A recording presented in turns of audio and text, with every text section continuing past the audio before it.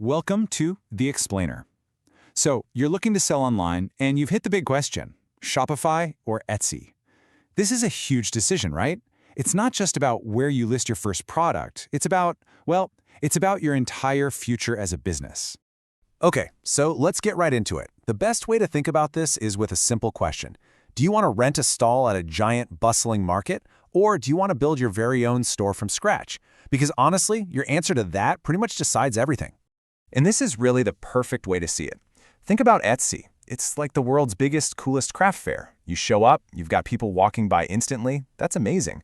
But you're right next to a dozen other people selling similar stuff.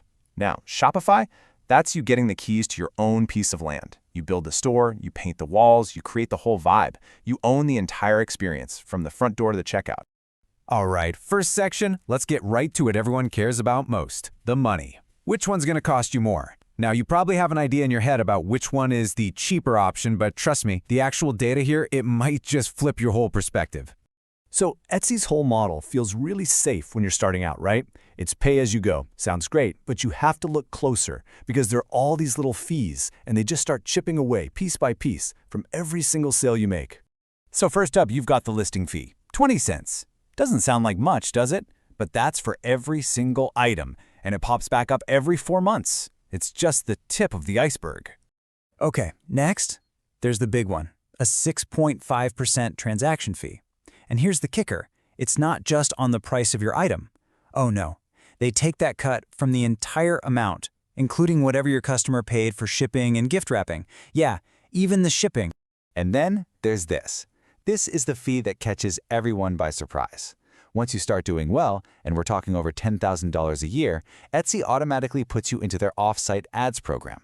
And if a sale comes from one of those ads, boom, you're hit with a mandatory 12 to 15% fee, on top of all the other fees we just talked about. Ouch.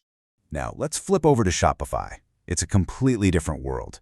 You pay one flat monthly fee. That's it. It's predictable. You know exactly what your bill is going to be, which makes planning for the future, actually possible. Plus, if you use Shopify payments, there are no extra transaction fees from them, just the normal credit card processing fee. So when you actually sit down and do the math, which we've done for you here, the result is kind of shocking. The common wisdom is that Etsy is cheap for small sellers. But look at this. Shopify is more cost-effective almost immediately. Even if you're only making $500 a month, you're already better off on Shopify. Wild, right? And as your business grows, the difference becomes massive. Take a look. At $10,000 a month in sales, you're saving more than $672 every single month. Think about that.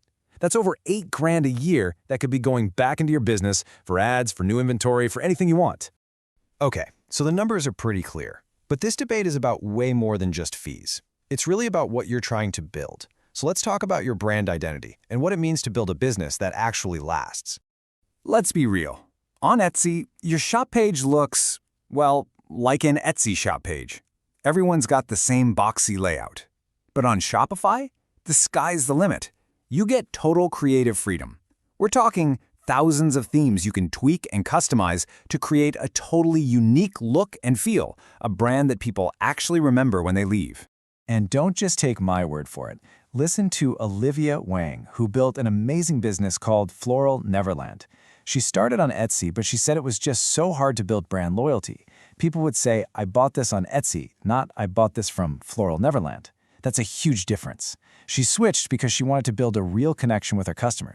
And this right here might be the single most important difference. On Etsy, when you make a sale, you're basically getting a customer for Etsy. Etsy owns that relationship. They own the data. But on Shopify, that customer is yours. Their email address goes onto your list. That list is one of the most valuable assets your business will ever have. It's how you get repeat business and build true loyalty.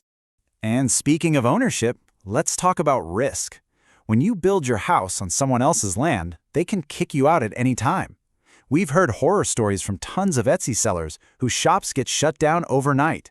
No warning, just gone. And it's often for crazy reasons, like a sudden jump in sales or logging in from your laptop on vacation. A bot flags you, your money is frozen, and your business disappears. With Shopify, it's your store. That kind of risk just isn't there. Okay, so we've covered costs and we've covered branding. Now let's get into the nitty-gritty, the tools. What does each platform actually give you to help you scale up?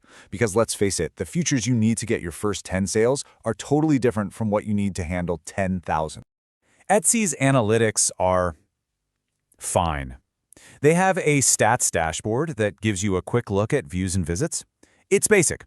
Shopify, though, gives you a full-blown command center. You can see your conversion rates, your average order value, exactly which marketing channels are working.